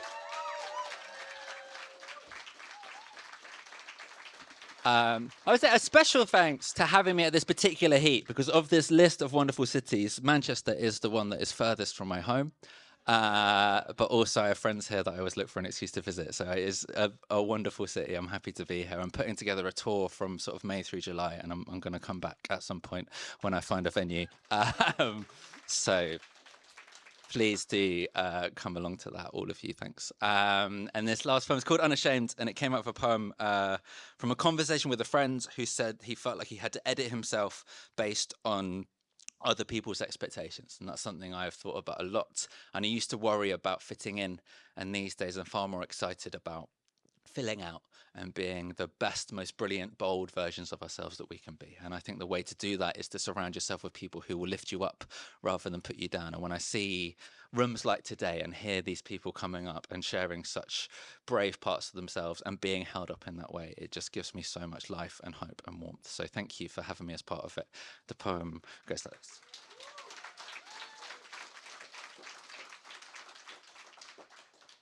It's not your job to make sure others feel more comfortable. You need not dull your glow and the hope they might see. You need not water down your core to be more palatable. May you be the you that you need you to be, unashamed. We cannot help how others see us, though we may well try our hardest. How we see ourselves can free ourselves to be ourselves regardless. Home is where you can be open-hearted. Whether trapped or trapeze artist, all comes down to how we're harnessed. I'm trying to free my roots. Like playing past the parcel, packed with parsnips when the music stops and no one's watching. Will you keep on dancing? Let us decorate and garnish any reputations tarnished, because despite it's all, I still fancy our chances. Let us not file away our edges in an effort to be smooth. When the records show the dents of how we get into that groove, all that energy invested in the editing of you, I hope one day you'll let it loose and let me be there when you do. Because in the moment when your guard slipped for a second or two, I could have sworn I caught a glimpse and I saw heaven in you. Unashamed. Unless you're Senator or Ghana, there's no point adopting layers when the heart of you is the part of you that's blazing. And others may have tried to hide your light. You may have joined in this yourself. But joy of joys, the joy of joys, it shall not be overwhelmed. You could be static, or your static could cause lightning storms. Whether it's lions or it's iron ore, your core contains all types of raw, that friction that you feel, that's an igniting force. So light the torch. If we can't see it in ourselves, then what is brightness for? We do those closest to us a disservice if we only ever let them see the small of us. If we can open up enough to let them get beneath the surface, there's so much more to love. If we can show them all of us, the flaws in us, the force of us, the full-on awe of us, the rise and fall of us, the wise and fall in us, just all of us, the fine and coarse of us, the fine print in the claws of us, the fire imprinted in our blood cells as they course in us, it's all in us. So call it what you want, there's something calling us. And I've caught enough of you to know that you're enough. Any boxes they may try and stop you with, instead of building up a fort, let's make a rocket ship. Treat them as photos, not negatives developed into positives, but nothing more than simply a snapshot of things, because all the best bits of your story are still yet to be unfurled. You are the caterpillar that becomes the butterfly that flaps its wings and causes an earthquake half around the world. You are amazing. And if they try to rain on your parade, let it remind you how much fun it is to party while it's raining. May you take up space and stay there, unashamed. Thank you so much.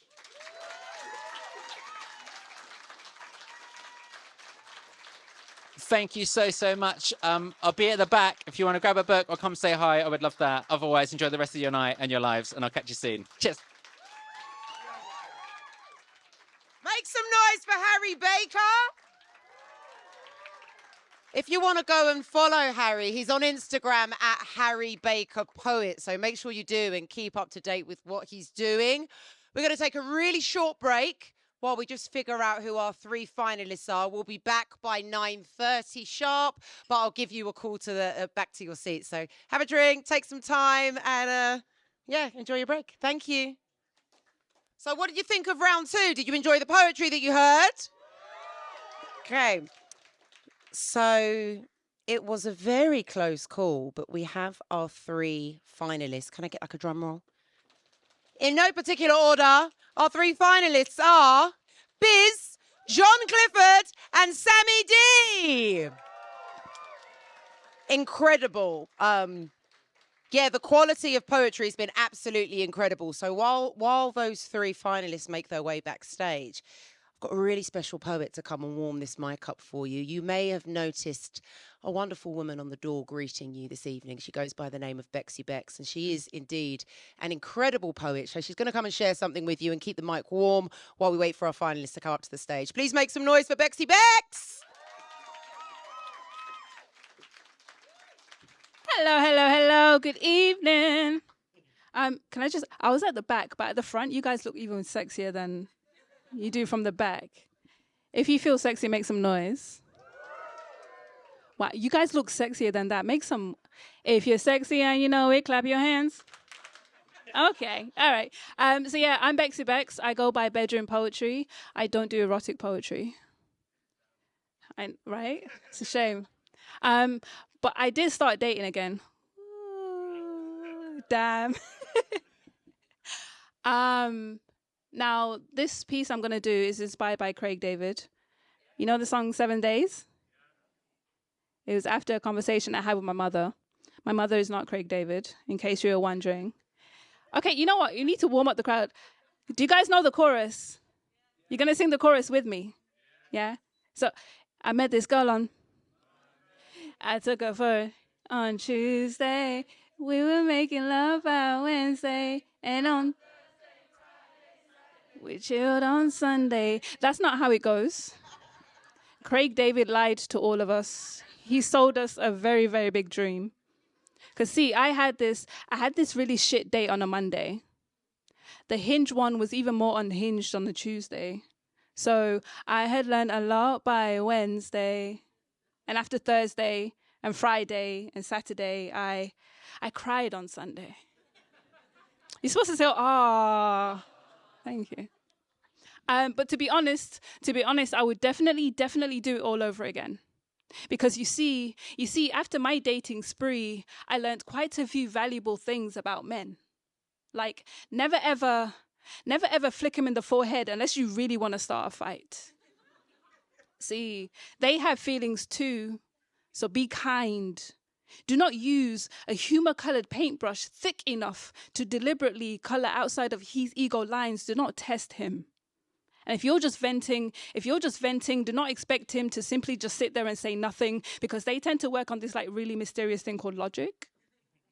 So they will problem solve every single topic.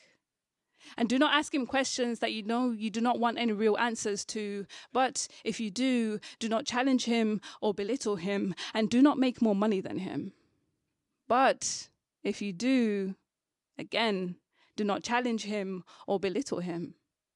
Also, I tend to find they get quite upset when you constantly question where their loyalties lie. So try not to consistently ask him where he has been, because he will not allow you to accuse him of things that you have never personally seen. So no matter how many times your best friend Jackie relayed it, he will never play it. So do not play with him. And do not mistake his PlayStation for merely just play. It's actually really quite serious. Very serious. And if it gets serious, do not cheat on him.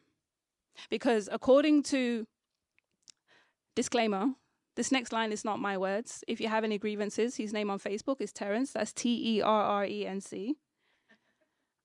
So if it gets serious, do not cheat on him. Because according to a guy named Terrence, he once told me that cheating hurts men more. So try not to let another guy hit it. But if you do, maybe only date Arsenal fans, because they can handle heartbreak and still stay committed. And do not make jokes about his favorite football team. Especially on a day that they have just lost. This is a very, very delicate line, only to be crossed by his closest friends. And do not be surprised to learn that his friends are not really your friends. And try not to force your friends to be his friends either. And if you guys get into a fight about this and take a breather, maybe mentally prepare that in your absence, he might have made a mistake or two, and do not burn his steak.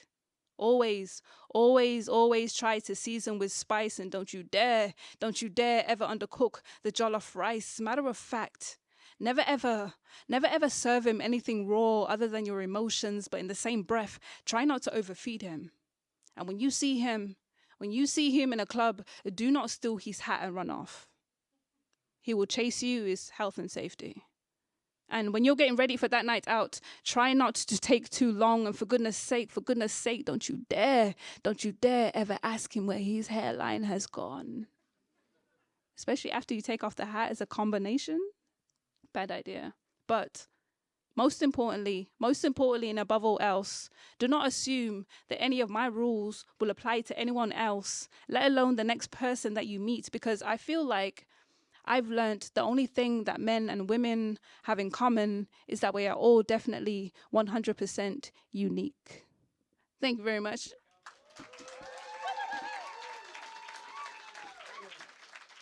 Make some noise for Bexy Bex. Okay, so here's the thing about being in the final round in a slam, and I've been blessed enough to be in a few. Your adrenaline is running so high. It's a lot of pressure. You're so close. And there's like £1,000 Grand Slam final prize on the line. So I really want you to make our finalists feel supported, feel loved, make some noise, click your fingers, let them know that you appreciate what they're doing. So are you ready for the first of our 3 finalists? No, that doesn't sound like you're ready, man, at all. Okay, that's better, that's better. Okay, make some noise for Biz!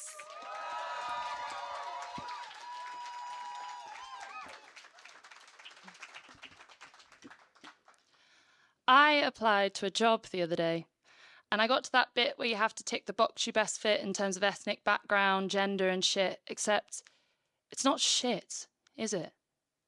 But I just gave it away. They get you in on it early. I remember when, age 10, there was family consensus as we filled out the census. Mum let me know which nouns were me, prescribed my identity to be recorded as she, indefinitely. Even then, as a kid, panopticoned into it to know the right and wrong derivative, the power attributed, and I've just become so apathetic in sharing it.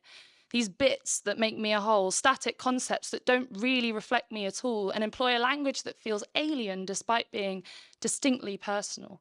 Instinctively recognizable, invented yet unequivocal, personal, political, limitedly divisible. Essentially, I'm a 1 or I'm a 0. So I'm this or I'm that. Fact. No fluidity. Singularly, I'm to be what the box has said of me, this fixed entity, more easily summarized as a data entry. And to live life simply, I've learned to subscribe to the binary, clung to the stability that's afforded me because everyone knows the harmony of complete concession to the hegemony. Oh, Maggie would be so proud of me. As a good little citizen in her neoliberal kingdom, I've internalized and enforced inherited systems of oppression, policed myself like an obsession, demonized my inherent dynamism and forced myself to fit into one dimension so that, with time, through a process of attrition, regularly relinquishing my information, I've disengaged with the deification, become distanced from the subject of this digitization. Me. I forgot who they might be. Slowly, I've begun to believe a lie that lies at the base of our society, that I am my taxonomy. I mean, that's just basic biology. But I disagree. You cannot define a person so reductively. You cannot define my identity mathematically. I am not an equation that fits every persuasion. I am not a scalar quantity. I am quantum. I move with purpose in all directions. I am a spectrum, spectacular in my inspecificity. I will not be defined using another's vocabulary. I will not be curtailed to maintain processing capacity. I will not be boxed. My box is not me. Said as much in the interview, and they didn't hire me. Thank you.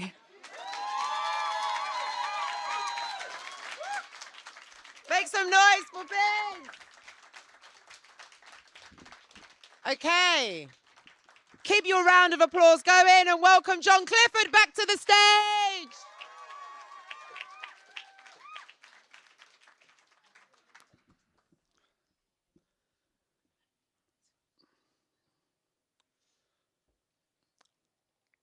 This is for a man called William Clifford, who I love very much.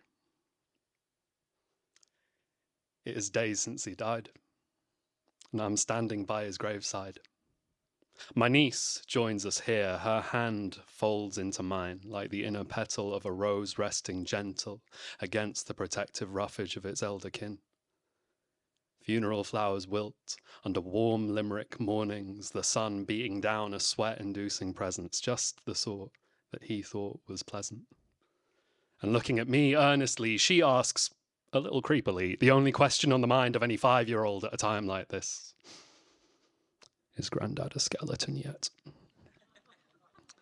I look down at those blossoms, at a loss. This is horrible and complex, and my niece is reaching for a type of simplicity which does not exist. It belies the pain that we are percolating in. At a viewing a week before this, she was knocking on the doors of empty houses and asking her granddad to wake up when she saw him. I figure she finds a skeleton easier. After all, we are the custodians of the bright eyes and the laughter lines of the ones that we love. We own the tremor of their hands, their faltering steps, and the rasp of their voices, smoothing air, but bones, they're a common resource. Bones belong to everybody. And I'm impossibly tongue-tied for this little one with her knowing blue eyes, but she is unperturbed, and we slalom further down along her line of questioning. At one point she asked me, what will happen to your tattoos when you are older and wrinkly? And why do people get tattoos? And why have people left a pair of teddy bears, pink, glass-eyed and entombed in shrink wrap on the next plot? And all of these are difficult riddles, but I stumble on through because I'm holding my niece's hand and trying to pretend I am not looking for simplicity too. We have reached the negotiation stage, and she prizes the promise of ice cream from me in return for agreeing that she will not abduct one of the mummified graveyard teddies to take home and to love. I think it's strange the things we do for respect of the dead. And I tell her, time to go, and she turns her little head to me and asks why, when all the other graves are flat, Dad's is a tall, round mound. And I look back at that mess. Scabbing wound, a cemetery Everest of broken dirt and pebble. And my stomach roils like churned earth. But it will settle. It will settle. Thank you very much for having me. Make some noise for John Clifford. Wow. Okay, we have one last slammer. Please make some noise for Sammy D coming back to the stage.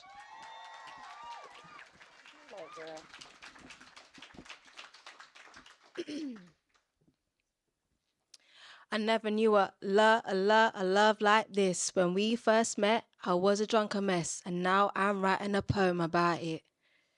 Walking through town dead in the night, just to share the light, something that we had in common. Like water, like chocolate, I wish those dark nights lasted a bit longer, just so that you could two-step just a little bit closer to me. I just want to see your face. Time is never enough, because I'm here and you're there and the Wi-Fi just don't connect. I never meant to grow this affection. I tried to detach myself, then you took my hand in yours, gazed into my late night dreams. You felt like home. Like family reunions and the chaos of noisy children, your song caught my eye. Sat together hollering that whoop-de-woo, that blase-blah, that he say, she say. Oh my gosh, I want to be in holy matrimony with you. Babe, you got me wanting to grow old with you.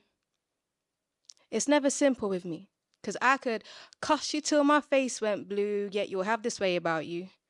That gorgeous smile with the gold twinkle in the corner. Fold up your firm arms and tilt your head with. You need to control your anger. Just to touch a nerve. Have my back straight, swallow my pride enough to make me flutter. I love the way you stutter to allow me to cling on to every word you speak. You exhale, I inhale every click, syllable, consonant and vowel. Carry them around my veins and lock them safe in my heart. The way you wrap your lips around those words you utter, it's profound how rushing waters baptize me as I taste each droplet of your cumulus clouds and your eyes. I never want to look deep enough. A being as beautiful as he, would I dive in that deep? Would he let me? Wrap my arms around your warmth, your fragrance enticing. You're the one in a million, so pleasantly inviting. Mix my tequila with your dark rum. Place me on your easel. It's not up until you say it's done. You move me with so much ease. Love rain down on me and hold me tight. 'Cause boy, you got me feeling like, oh, yeah. Our breaths get deeper, the tempo speeds up. We move to the rhythm of our hearts can't keep up. On and on and on and on. And the beat won't stop until the break of dawn. And we eat it all up like a 3-meal course, no pause. Thank you.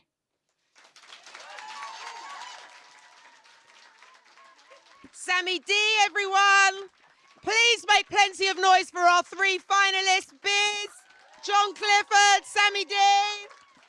We are taking a very short break, 5 minutes or less. We'll be back just before 10 to announce our winners and close off the night. 5 minutes. Thank you. So I can confirm that there was 0.5 of a point between our winner and second place, and the same again with our runner-up. So how do we do this? So I'll give you our first runner-up. Can you give me a drum roll? Our first runner-up is John Clifford. Make some noise. Yeah, you can stay there. Stand right there. Bask in the glory. And our winner of tonight's Mind Over Slammer is Biz.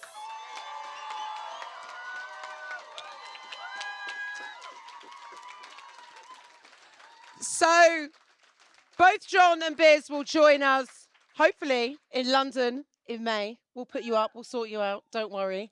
But yeah, thank you so much for joining us. We don't go anywhere because we've got some gifts for you, and we're going to take some photos. But yes, this does mark the end of our evening. I know you've got to have photos. You're Manchester famous now. Yeah, so I wanted to just say some thank yous. So please stick with me because this night cannot happen without an incredible team. And I've written it all down so I don't forget anyone. We want to say a thank you, of course, to Fisky, our lead organiser, our CEO, Bexy Bex at the door, Anna Sinsky, our resident psychologist, Fury, our talented videographer, and Kelvin, who's helped him out tonight. Corliss, who's been taking photos, Sigs on the decks, Timo and Lucy, our Northern coordination team, and of course, this fantastic venue band on the wall.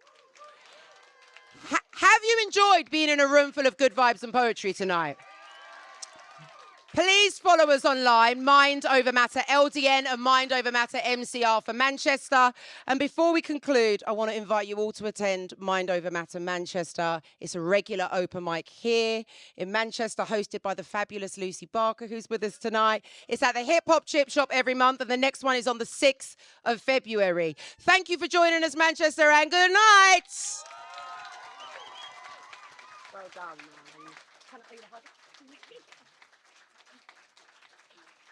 Music, please, DJ.